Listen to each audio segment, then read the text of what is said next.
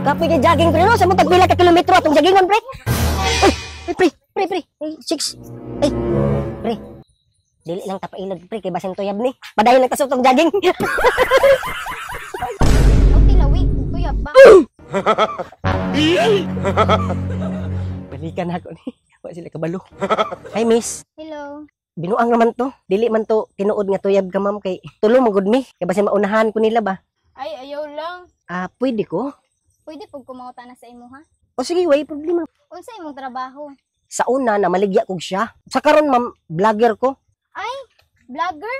Dili ko ana. Mangingilad man ang mga vlogger, daghan naman ay giilad. May galing sa vlogger. Vlogger pud baya mo. Dili vlogger oy.